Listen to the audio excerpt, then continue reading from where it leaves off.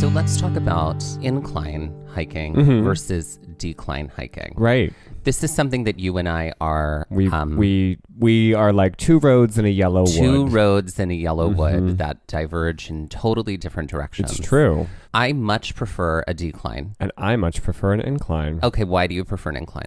And we're best friends. I like the challenge of the incline. I like kind of pushing my body up in that way. I have one kinky sort of knee that doesn't love decline. So you're a fetish for winning. I have a fetish for winning. Welcome to the stage. Have you ever met me? Yeah. Give me the gold star now. Yeah, I mean, I mean, we're both competitive people. I don't love incline hiking because, as we discovered on this trip, when I feel things, I feel them immediately and intensely. It's true. Where I... It's a slow burn. It is a simmer to a boil. I'm like on the middle of an incline hike. I am so frustrated and I'm so mad. I have so many incline tokens, and when they're spent, that's it. Right. That is it. No incline for you, no shower for you. No.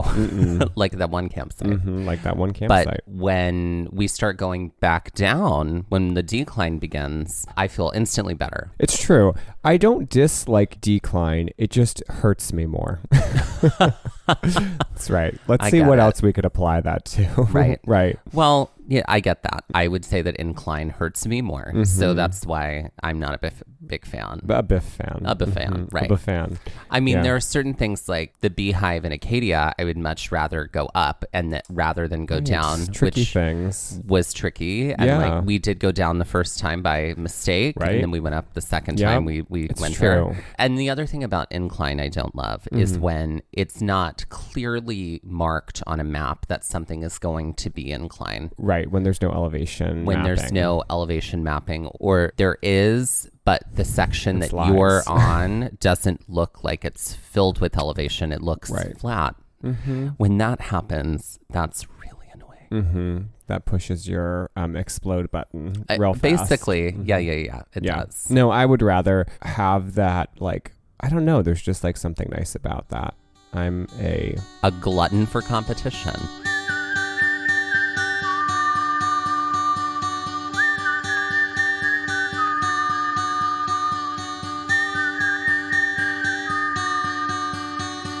Looking for adventure, I want to follow on the trail, or get a little lost and let the wind fill my sails. Get up when the stars still fill the sky, don't wake the sun. There's so much to be done, and the day has just begun. Go where the postcards are real, you can feel. You can open your eyes and open your heart when you gaze at the national park. Follow you there. At the national park. At the national park. Follow you, I'll follow you there.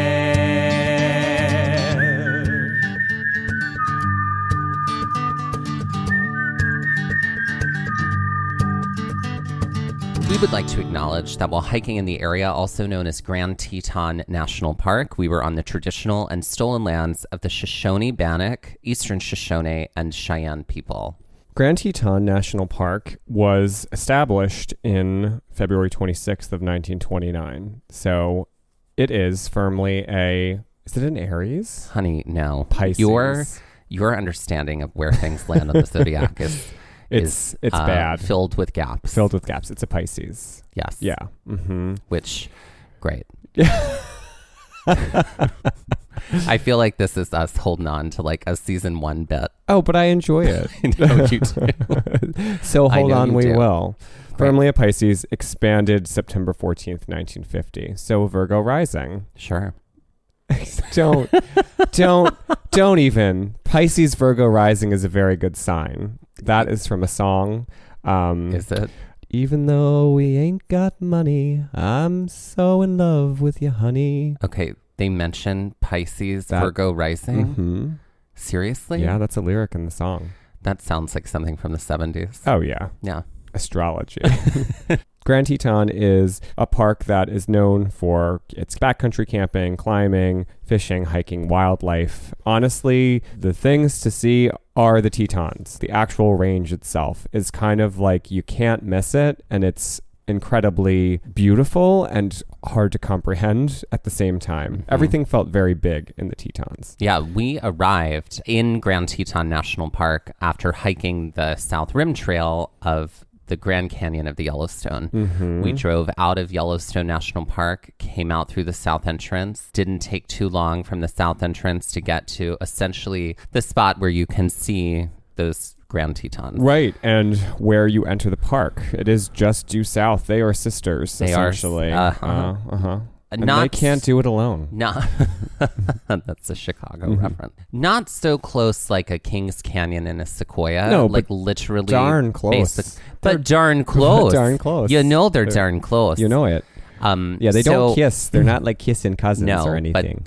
But, and Grand Teton feels enormous, and it is, but technically speaking, is a smaller park than Yellowstone. Oh, yes. Because Yellowstone is huge. Yes. So we drive in. To the left, we see just desert, nothing. And then to the right, it's these gigantic Tetons. Mm-hmm. So we decided, we were like, we're going to do our visitor center stuff now and not hike today, but get our bearings of what's happening before we head to where we're staying, our accommodations. Right. And then we'll come back tomorrow. Which was some funny accommodations in lots of ways, but we'll get to that in a second. We head to the visitor center first. We pull in and we go to the White Alert Craig Thomas Discovery and Visitor Center, named after a Republican senator. Anyway, so it's a really big visitor center. And it's got these giant sweeping windows, and there's a theater, but it's COVID closed.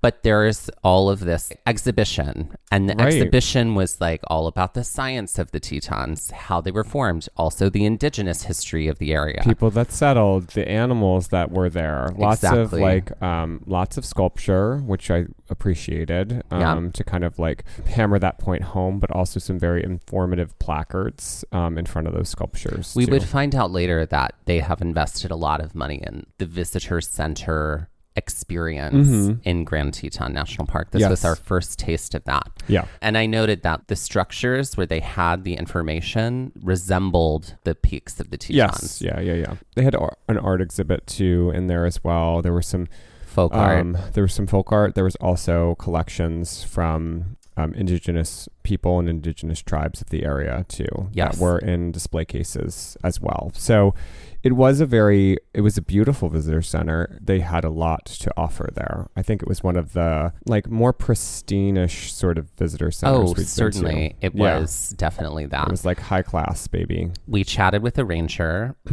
We were particularly interested in, there's a loop that went around. It was the Cascade Canyon to Paintbrush Canyon loop.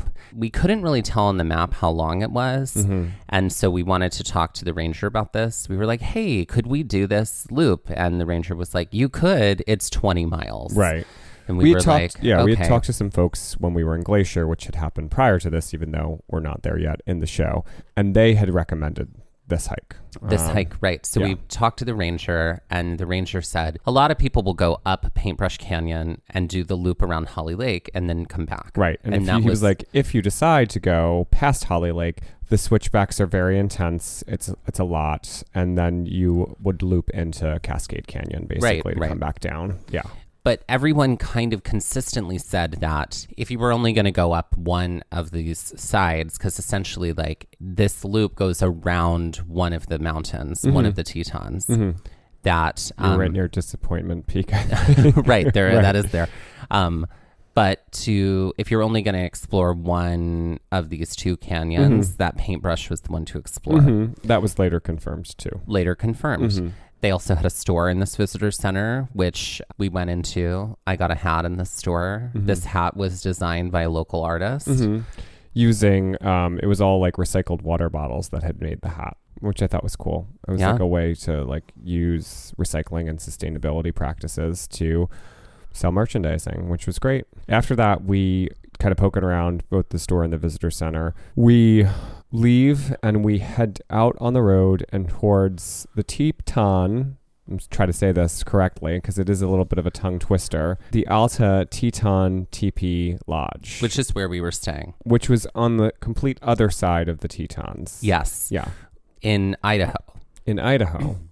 And that meant we were going to have to drive through Jackson Hole. Yes. And then later over Teton Pass in order to get there. Right. Which we really had a hard time finding accommodations when we booked everything. Yeah. That was a little tricky. Ridiculously expensive. Right. So this was a little further away and we knew we would have to do some driving, but it looked really comfortable and lovely. We were also told the drive through Teton Pass was going to be really nice. Yeah. Like a lot of good views. Really beautiful. Mm-hmm. So we got some gas in Jackson Hole. This is when I saw like it was a grandmother, a mom, and a daughter who were paying for like snacks inside of the gas station. Mm-hmm. And they got into an argument about whose truck it was that they were in. Like the daughter was like, I don't have cash. Let me go get cash out of my truck. And mother's like, it's my truck. It's not your truck. She's like, it doesn't matter. And then they got into an argument about whose truck. Possessive who owned articles. The truck. Yes. And it was like, I'm just eating my snacks watching. Right. I'm kidding. I hadn't paid for them, so I wasn't eating them. But we drove through Jackson Hole next. And Mike, why don't you tell us with your rain cloud sensibilities what your experience was driving through Jackson Hole? It was a lot. It was very touristy. That's essentially the long and the short of it. When you get past like the Teton, like after you exit out of the park, which isn't that far from Jackson Hole, you come into the town. One of the first stoplighted streets you encounter has a park that has an archway full of antlers that has been created by a local artist. There are restaurants everywhere, stores everywhere. And it was just, there were people everywhere too. And so we were still are living in COVID, carefulness and trying to like navigate the world in that way. And it just felt like a lot there. And also just trying to drive, unfortunately, we were in traffic for quite some time trying to essentially get around to Teton Pass because we were basically at like rush hour traffic essentially. Yeah. And your sort of sourness about souveniring along with your sourness about waiting, it sort of created a perfect storm for you to just really dislike Jackson Hole. Mm-hmm. Now, I will say this. Guess we're not getting that like advertising deal.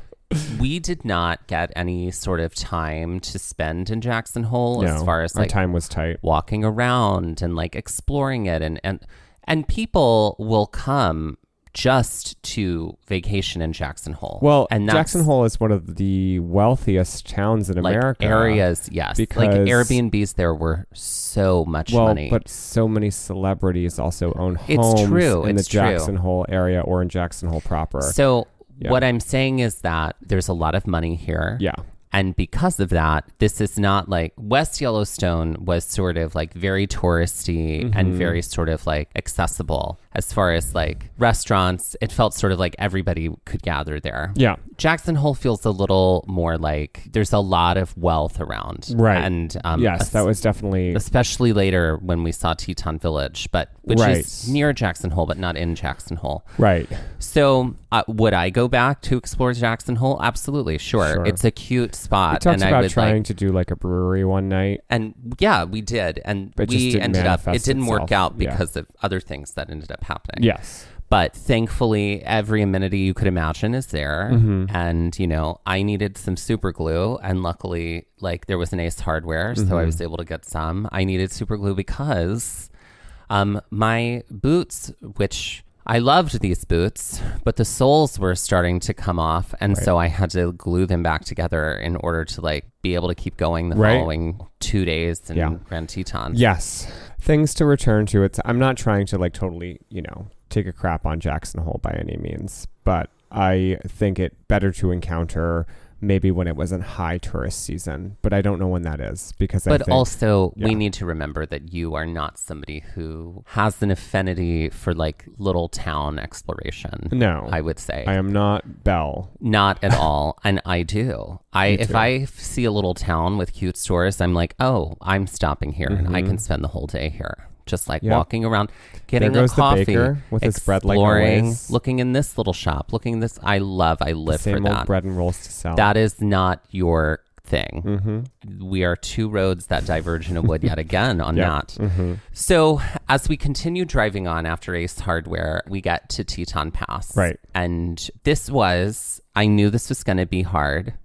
As far as driving goes. However, but I was driving this time. You were driving this time. So much easier than going to the Sun Road. Not even close to what the experience was like doing that. But it was similar to like Colorado, trying to get to the Grand Lake side. Yeah. It was definitely something you did first that I was like, okay, now I could do it myself if I wanted to. Yeah. Which I did. I ended up driving it later. After we get to the other side of the pass, we end up in these small towns, essentially. Tiny little towns, but like nice, cute main streets. Again, places we thought, oh, we could like check these out later. This was less intense than Jackson Hole. Yeah. But it's very clear that a lot of people live over here and take that pass every day to work. All the time. That pass is busy. Yeah. And so we mean like you're going up and up and up and up and up into the mountains, and then you get to the apex, and then you start going down and down and down Yep. until you get back to, level ground. Yeah. We, drive through Idaho for a minute, Wyoming for a minute again, and then we were back in Idaho was the way it worked, right? We were in Wyoming through Teton Pass. Then we were in Idaho. That's true. Like when we drove through all those little towns, we basically were driving one way down this road until we got to this one little town, Alta. And then we turned right. And when we turned right to head down the road, that road about 3 to 4 miles to get to our accommodations, that's when we ended up in Wyoming again. Right, exactly. Yeah. So it was like a little bit of quick state travel there. Yes. And we get to this lodge, which is beautiful. It's really lush. It sort of appears to be like an A-frame or like a teepee. But round. Yes. And it all comes to a point at the top center. Yeah. It was clearly a ski lodge or designed at one point and is a ski lodge. It was wonderful. Big, spacious. Very cool, like open hearth area, like a gigantic 12 rooms like are around this common room, and then there's this giant fireplace in the center. Down below that is some game rooms. There's like 2 terraces up at the top where they have TV and exercise, and they also have another game room and a pool table. It was lovely. Yes, and the owners breakfast. were very wonderful, and they had a giant, beautiful dog. Oh yeah. What kind of dog was that? Was it a Bernese? I think it was a Bernese Mountain Dog. Yeah, I think so. Okay, it was real gorgeous. cool. Anyway, but we basically just like collapse here. This is also the first time we'd been in a bed in a few days. Oh yeah, we had like a proper shower. Right, because we really had been roughing it at that point. Yeah, even in like a very basic cabin. Yeah, like for a week or so, week and a half. So this was like I want to talk about how we found this place or how the origin of how this place came to us. So we're looking at booking accommodations and, we always want to save money. We had decided we were going to be staying on a campsite for Yellowstone, and we had been doing a nice sort of like back and forth of like being on the ground, then staying in an Airbnb, and we couldn't find an Airbnb. I found this place and I was like, it's a little more money, but I feel like we should do it. And you were like, I found this like hip camp place that has no water. That's just like a field in someone's yard. Why don't we stay here? And I was like, yeah, I'm going to veto that. And I'm going to say absolutely not. Yeah. I was like, because we're going to be hiking in the Grand Tetons for 2 straight days. 3, we thought. And I was like, do you really want to come back to like a hot yard as your like end of day? Like, wouldn't that just make you feel great? Hot Yard is also the title of my adult film studio.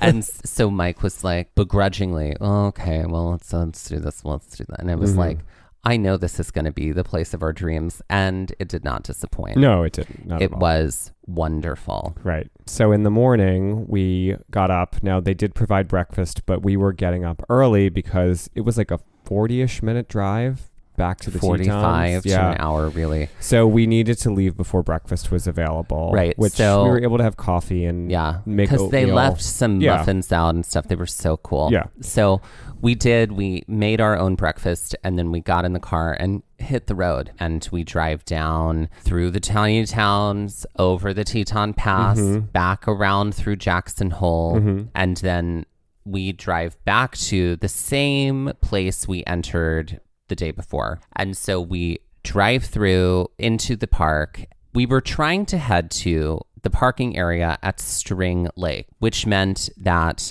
we were going to need to drive away from the Jenny Lake area. Yep. Jenny Lake is an area that a lot of people is sort of like, it's not technically central, but it sort of acts as the central point in Grand Tetons. A lot of people take the ferry across Jenny Lake. A lot of people hike around Jenny Lake. So we were headed north of Jenny Lake. Right. Not too far, but we had to sort of drive this road away from Jenny Lake. Yeah. And then we got to the North Jenny Lake Junction, which is a one-way road that we were headed north and we had to turn left. So we turned left, and that took us to the parking area at String Lake, which there was quite a bit of parking here. It's a lot of parking. So we kept driving as far as we could down. As close to the trailhead as we could get. As close to the trailhead as we could. And the thing was, like, the trailhead proper was like we had to hike a little bit in order to finally get to what is technically considered the trailhead for this Paintbrush Canyon to Holly Lake Loop. We were trying to get as close as possible to get on this connecting trail that would take us there. And so we park at the very end of this parking lot area, and I went to the restroom, and while we were getting ready and we were about to take off, this was when you encountered this impatient dad. He was just like in a huff. There was really not many people. We were there early, not many people, but he was clearly like, he had kids that were like 2 kids under 10. He was with his wife. He was just like stomping his feet, like just being a child about like having to wait to gear up. Wow. And I was like, well, this is my show. Dusty got the gas station show and I get the parking lot show. So we head off on the trail from the parking lot, which is ultimately a connecting trail that is going to bring us to String Lake, across String Lake, and then to the juncture. Looking at the map, based on the map in the book that we had, and also the map on the sign, I was like, I don't know that this is going to be that much incline, because all the incline is like to the sides. I was like, I think it's going to be relatively flat because we're hiking at the like bottom of this canyon. I would just like to like insert Maleficent laughing right here. This is would you like to give us fools? That? Right, exactly. Except I was already in the mentality of like, this is going to be tough. So we again diverging in the wood. You like told yourself lies. Sweet little lies. I gave myself so many of them. I just convinced I'm like, this is going to be an easy day. Yep. No. Right? I was like, absolutely not. So it was essentially up to Holly Lake around-ish 6 miles there, and then 6 miles back in total. On the map, we're headed away from the Jenny Lake area. Yeah, and that's going to bring us up to a juncture, which will put us on the proper trail to head up to Holly Lake, which is basically Paintbrush Canyon at that point. For a while, it is a little lovely stroll through the woods. Yep. But it's not long until we get some incline. And it's not the worst incline, but it is definitely significant. We kind of continue. It's a little bit of up and down for the most part right here in this section. It's bearable, but I was like, I really thought this was going to be flat. Like we were up over hills and up over this. And then we finally like descend down to String Lake and we see String Lake. We take a moment here, look at the water. I was like, I think that's probably most of the incline for the day right there. So silly of me. Yeah. And then there's that little bridge that we had to cross, that wooden bridge. Yep. We also got a very nice view of the range, the Teton Range here from the lake. So many good views of this. So this was like a nice little early morning. We saw like a mom and a son who I guess were hiking too early that morning at the lake as well. But, you know, once we cross that small bridge, we do continue on through, you know, a pathway that's in the woods. But at this point, we are getting even tougher incline. Incline, and the terrain gets rockier now. And so it's like rockier terrain, there's incline. I was like, oh. Some switchbacks here and there. Is it like, should I just swallow the disappointment now or not? Right? So funny. There is a few switchbacks here. And then finally we come to the top of one switchback and we say like, oh, it looks like another one's about to start. And we see we've made it to the juncture point. Exactly. Of what is like the trail that's going to bring us up to Holly Lake. And it says that it's about 4.7 miles from there. Yep. And with that, let's take our first break. So we ended up playing this game a lot on the trail. So we're going to play some one-letter change. Great. This is a free ticket to an outdoor sleeping area. A camp comp. That is correct. So this is a pain that the mutt in the Disney film about Lady and this mutt might have in his side. Oh, a tramp cramp. That's right. This is an exclusive level of social hierarchy that you can attain where you get to rub shoulders with this deer-like creature that sometimes has furry antlers. What is elk ilk? Yes. You're of the elk ilk. You've reached elk ilk. This is someone who is infatuated with people who can levitate off the ground slightly. A hover lover.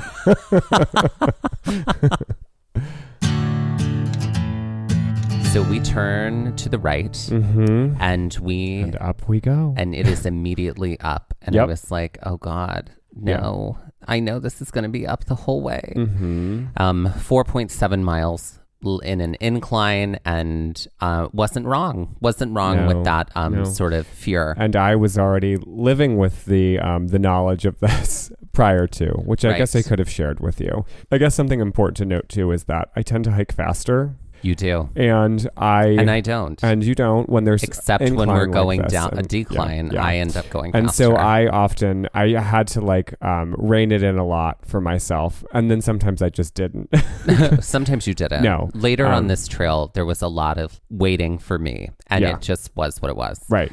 But the weather is beautiful. It's like a perfect day. Yeah. It's a little have asked warm, for better weather. but it's not the worst by any means. No. So as we're making our way up, it's like green tree coverage, still rocky terrain a little bit on the ground, but not too bad. And we start entering these things called camp zones. Yep. It'll say like, now entering this camp zone or now leaving this camp zone. And there are these little signs that point to these little remote areas inside the shrubs campsites, where they are backcountry campsites, essentially, right, that you can reserve. Right, and we knew we had to go through two of these zones as we were hiking. Set it on the map, and that was sort of an idea that gave us an idea of distance and also how long it had been and when our next sort of thing would be that we'd see that was important. Right. So we did see some hikers who had been hiking out as we were hiking up, and we just asked them, did you hike the 20-mile loop? Like, what are you doing? A lot of them did. Yeah. A lot of them stayed the night. We had mentioned to some of them we were just doing Holly Lake and back, and they were like, oh, that's a great thing to do. Right. After this, which is all uphill, we stopped at some point during one of the camp zones to put on sunblock. After we kind of get through this section, it becomes very rocky and open, but it's sort of like a long shrubs. Open section with low shrubs and lots of flowers. Oh my God. So many flowers everywhere. And you get to see like the whole sense of the canyon here from this opening. Beautiful like, view. And like you're no longer seeing necessarily all of the Tetons anymore because you're in them. Between a ridge. You're between a ridge of two of them, essentially. We think that this is called Paintbrush Canyon because of the paintbrush flowers that grow everywhere here, which we were able to figure out what paintbrush looked like and identify them thanks to Hiking in Glacier with Becky Lomax. There were also a ton of butterflies everywhere here. Yeah. It was very lush and vegetative. There was also running water. And this is like the reason to do this hike, I think. It is incredible. Like this section, and we hit such good wildflower season the entirety of our trip that we had never really experienced before. Alpine flowers. And so this just added on to that. Totally. While we were making our way up, we also passed some NPS workers. We did. who like had backpacks full of tools. They also had like, you know, chainsaws.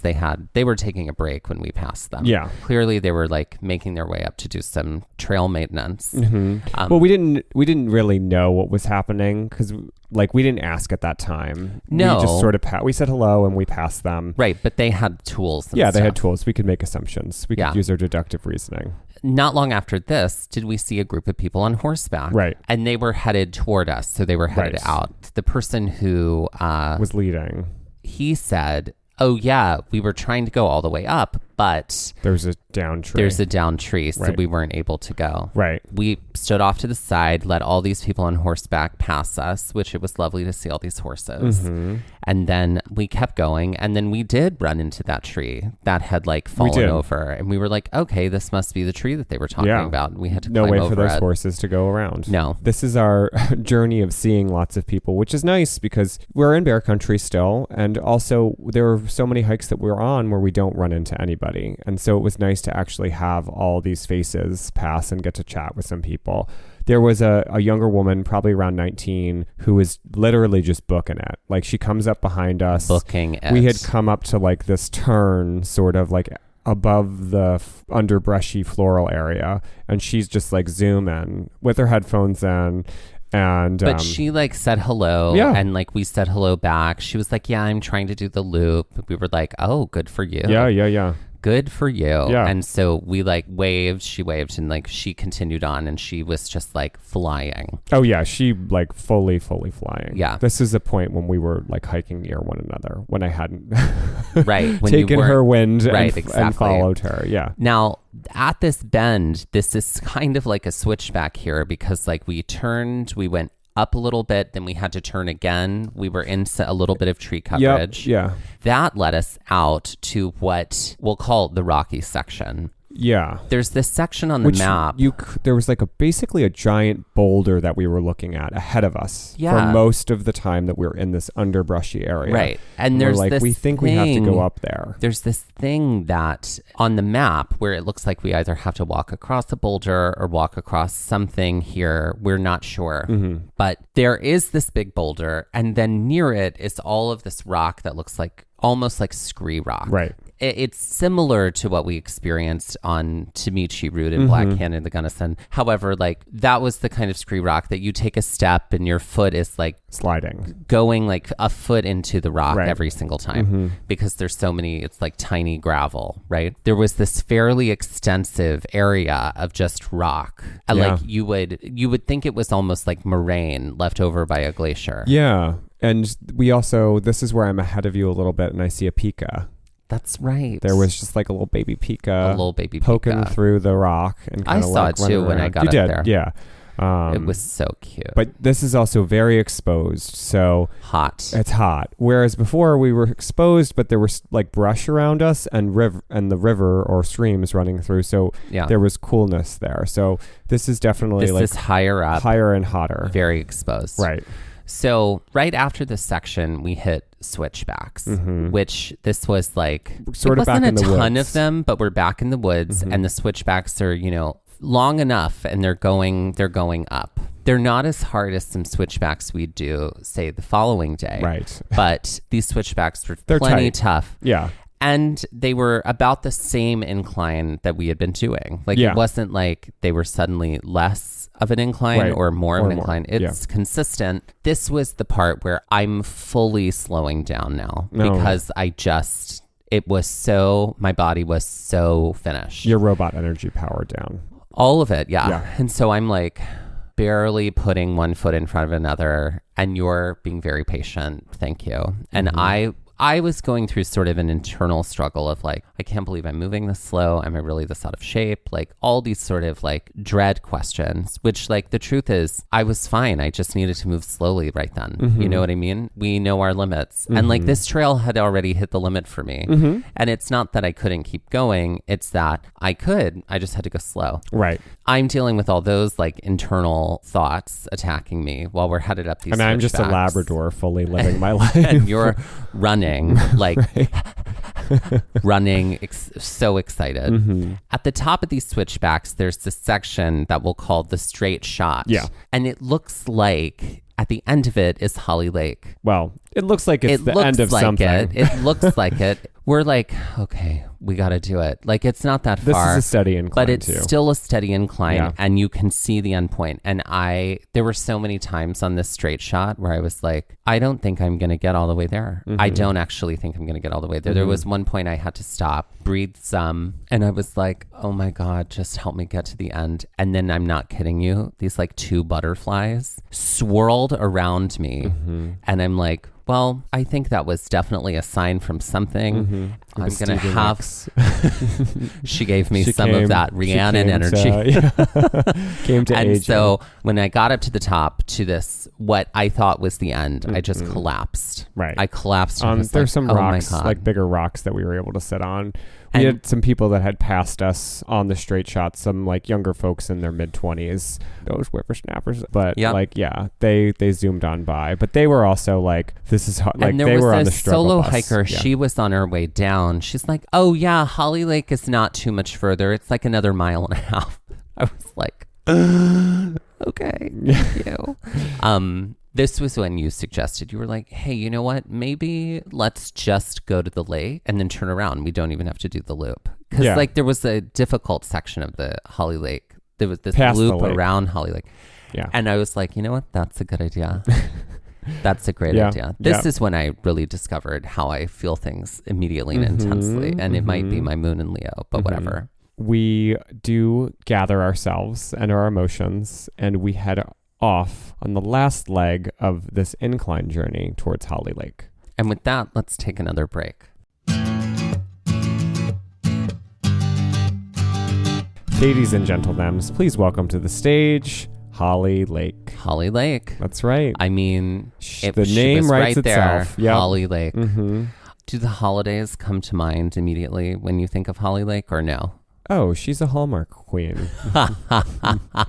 Oh, I like that. And Hallmark, it would be a way to give an olive branch of inclusivity if you made a drag queen that was like the host of your holiday, like in between the... literally what I was thinking. Movies. In between the movies. She'd be like Maria Menounos at the movies. Right. Or back when they used to do the dinner and a movie on like, what was it, TBS or something like that? And they had it was very funny. Those people who would like, oh, we're going to make this food in between. Here's this snack. Yeah. It had a lot of different hosts. It did. Something like that. But Holly Lake is the host of that in between the Hallmark movies. And she also gets to make commentary. Right. And she's like, we're going to do a holiday craft. Like today, we're going to string popcorn together while reading messages from our exes and then throwing them in the fireplace. Like it's I like that. It's crafting. I like that. It's today vengeance we're gonna crafting. Make vengeance cards to like take a photo of you looking great, and we're gonna mail it to our ex. Right. Vengeance crafting. Exactly. Oh, I like that. Revenge crafts. Revenge crafts. Exactly. Where's our Pinterest page? I know. Seriously. Revenge crafts.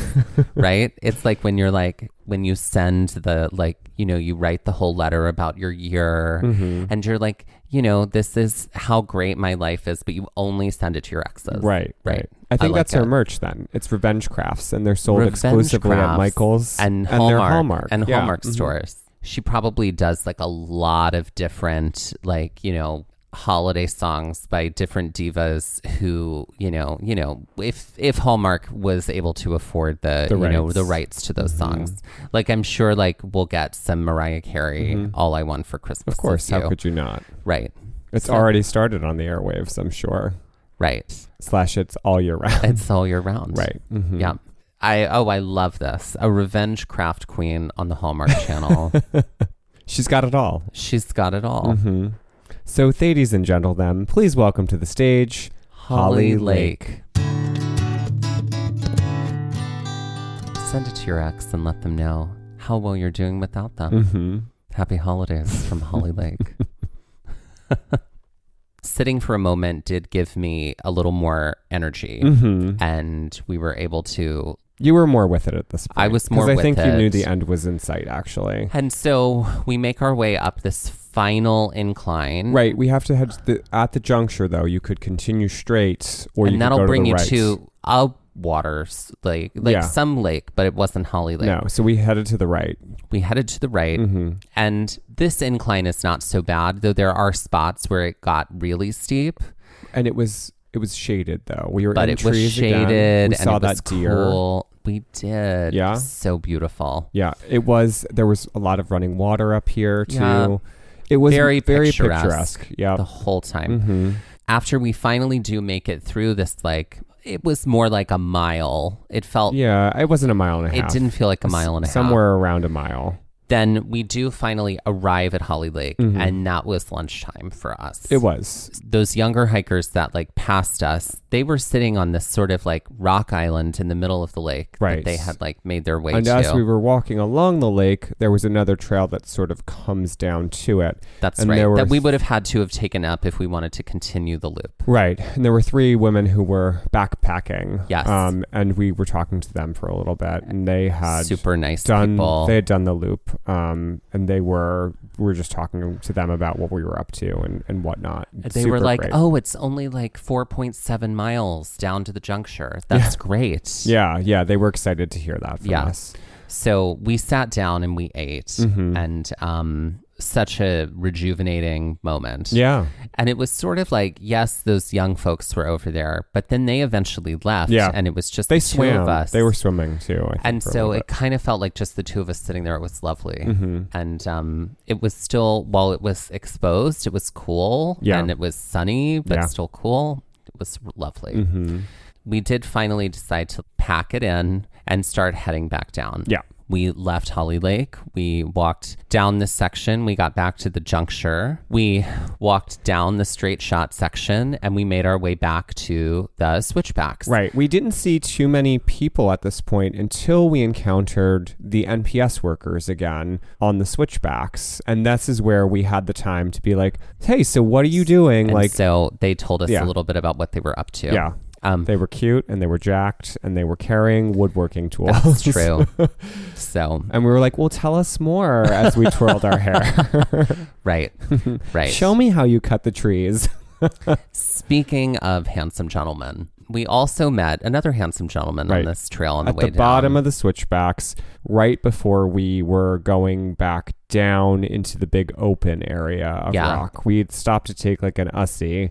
I thought we ran into him twice. No. I'm pretty sure we ran into him two times. We did on the way. Oh, I'm trying to remember now. No, we ran into him 2 times. The first time we ran into him, we were headed down and he was taking a break. And we just said hello and hi, and we were chatting for like a moment. Right. He mentioned that his name was Miles, and we said hello. In this moment, we both were like smitten 11-year-olds. Like cute alert. Because we were like, it was like the really, the cute older boy in school was like giving you attention. It was one of those moments. We were like, oh, it's so nice to meet you. He was so lovely and friendly. And then we said goodbye. Right. And then we made our way along the switchbacks. Right. So then right down toward the bottom of it, the switchbacks, we were like, oh, let's take some pictures here. So we like try to take an Ussie, which is the term we got from our friend Cynthia in Glacier. And then right behind us, Miles appears and he's like, oh, do you want me to take this photo? And we were like, sure. That's great. Yeah, of course. So he takes some pictures of us. And then we were like, would you like to take a photo too? We're happy to take some photos for you. He's like, yeah. And so like he's standing there and he's like, do I look strong? And both of us, I blanched we were and like, almost face. Yeah. I was like, and I was like, yeah, you do. You do. Mm-hmm. You look very strong. He's like, great. I think he was on some gummies or something at this moment in time. It was clear. I was like, oh, okay, that's fine. Whatever. Yeah, like he had told us that he had like spent the night. He'd spent 3 days without a shower. Right. He was like, I'm sorry, I'm in a jet now because I need to get back to my van. Yeah. I'm headed to Yellowstone after this. Yeah. He had spent some time in Glacier. Yeah. A whole thing. Yeah. Anyway, but yes, it was a lovely encounter and he was lovely people. And then like after we took photos, he just like, it was like he was almost running. Oh, like, he was trail running basically at that point. Once he zipped down. Yeah. He did look strong. He did. We told him the truth. He did look strong. So we continue through the switchbacks. We get to the bottom and now we're back into the rocky section, right, which is still exposed and still hot. And we're making our way down, not as quickly as we were before because these rocks are not... the footfall isn't as easy. The footfall's not as easy, yeah. But that leads us back through that one sort of weird switchback that brings us back to the long open section. Right, which is the kind of underbrushy, flowery section. And we're making good time. We are. We see that the tree that had been blocking where the horses were was cut down by those MPS workers. Right, which was kind of cool to have like what was funny been was there like, 1 minute and then come back the next. When gone. we were passing through, I was like, why do I smell cedar so strong? Yeah. And it was because this tree had been cut down, and they had done that to a few trees that had been in the... They were doing trail maintenance. Being there right after they were cut down, the smell of cedar was so strong. Yeah.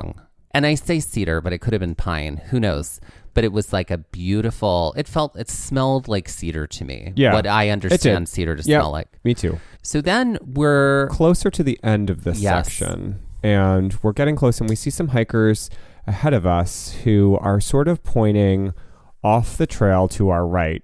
And they like motion to us very quietly, and they're like, there's a moose over there. And we turned and we looked, and there's a river. There's a river, and then on the other side of the river, there was some brush, and so they were in there. And so we're looking, and so I just turned the camera on, and then like for this brief glimpse of a moment, this enormous moose head appears like through the leaves, and then it disappears again. Yeah, it was really cool.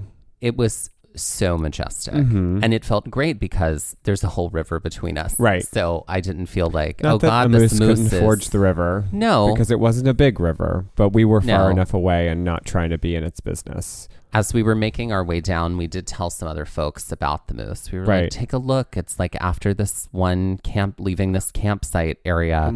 We saw people that were like, oh, did you see the moose? They're like, oh yeah, we told the other hikers about it. We're so glad that you saw it too. Yeah, exactly. Yeah. As we continued down, we eventually made our way back down to the original juncture that said it was 4.7 miles from there. And we sat there and we decided to eat our second peanut butter sandwich. Right. Lunch too. It was like Hobbit Town. Hobbit, yes. Yeah. And we were like, because after this, we decided not to go back to the car, but to do another hike.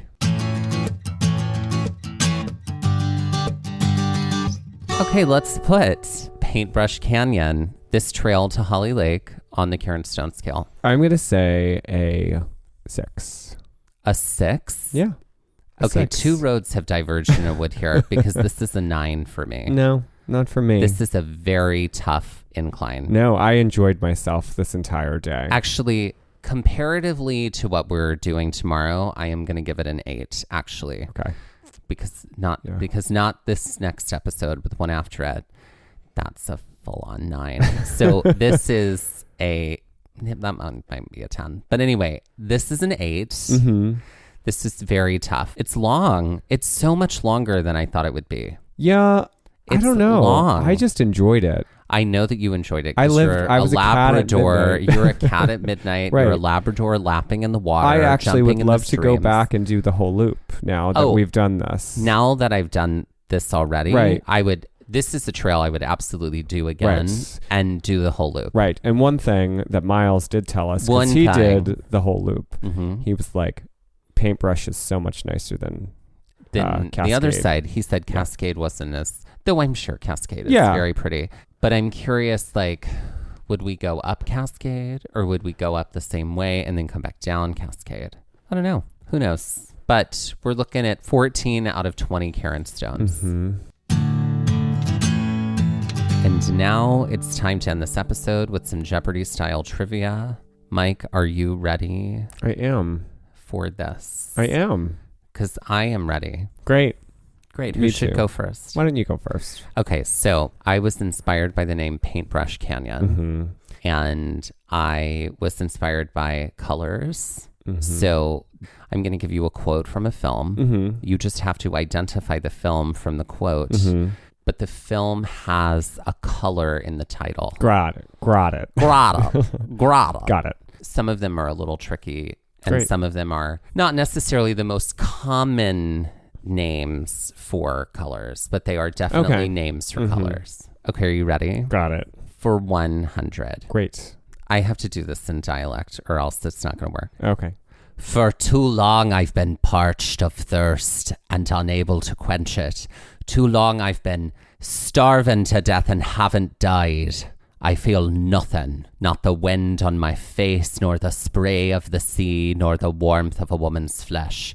You best start believing in ghost stories, Miss Turner. You're in one. What is Pirates of the Caribbean, The Curse of the Black Pearl? That is correct.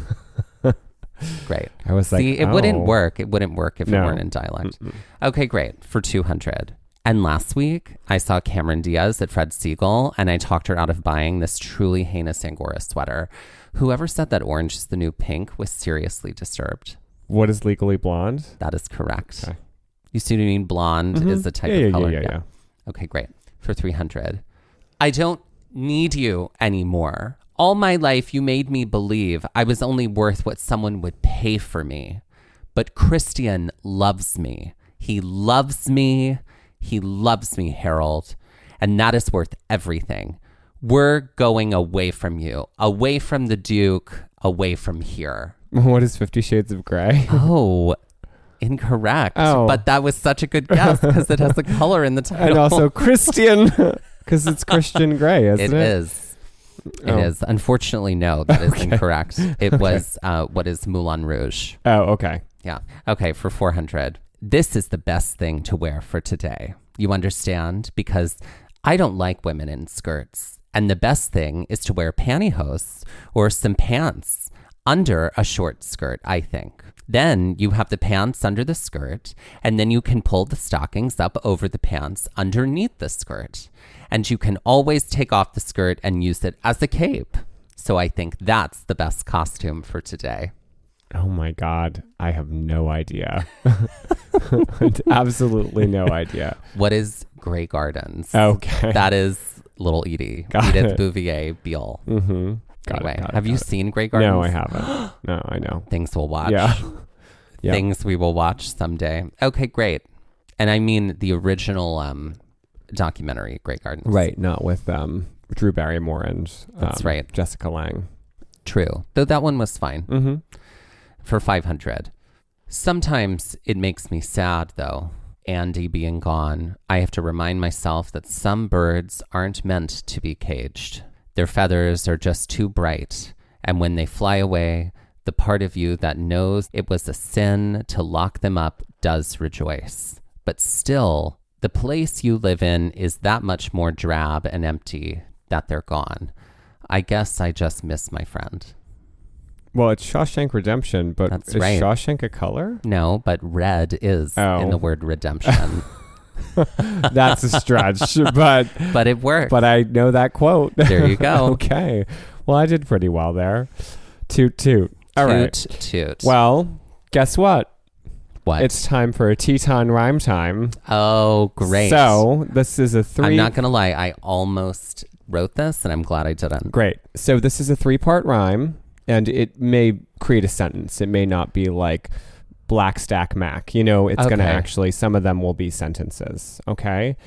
Great. So I've got 5 of them. They are things that are Teton relevant, but not necessarily fully Teton related, if that makes sense. That's fine. Okay? Yeah. All right. This outdated or outmoded shut-in of a forest creature with gigantic antlers. It's not obsolete, right? It's not, but it starts with OBS. Is it obtuse? Mm-hmm. Okay, it's an obtuse recluse moose. That's correct. There you go. All right, great. I immediately thought obtuse, and I was like, that would work. Yeah. But I wanted to remember the word obsolete. Okay. Great.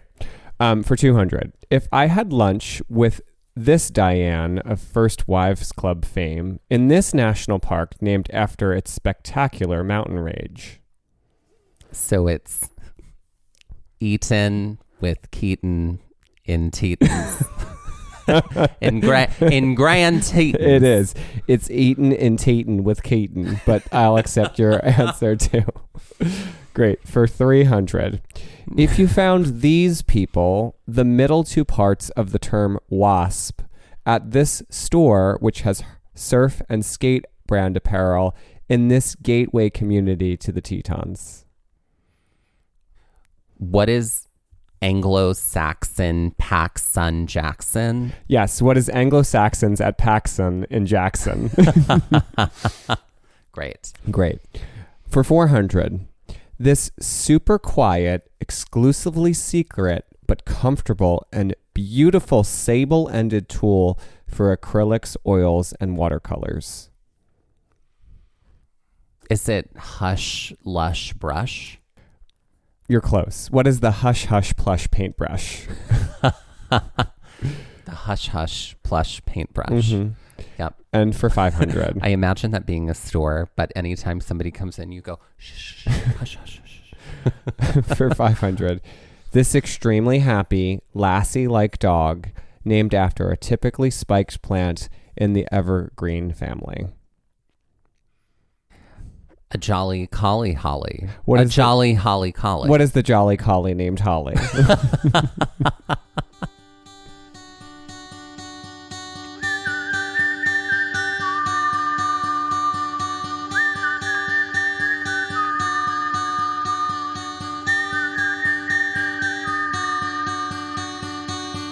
This has been Gaze at the National Parks, the podcast, and we're here to remind you to hike early and hike often, and that adventure is always out there. Gaze at the National Parks was created and is hosted by us, Dustin Ballard and Michael Ryan. To see images from this episode, follow our Instagram at Gaze at the National Parks. To contact us, email us at gazeatthenationalparks@gmail.com. And to find out more about the parks visited on this show, visit our website, gazeatthenationalparks.com. That's Gaze, Gaze. All original artwork featured on Instagram, on our website, and in the Gaze shop is by me, Michael Ryan. All original music was written by Dave Seaman and performed by Dave Seaman, Mariella Klinger, and Sean Sklios. Our music producer is Skyler Fortgang. This episode was edited by me, Dustin Ballard. We would also like to acknowledge that while recording this episode, that we were on the traditional and stolen lands of the Lenape people, also known as Ocean County, New Jersey.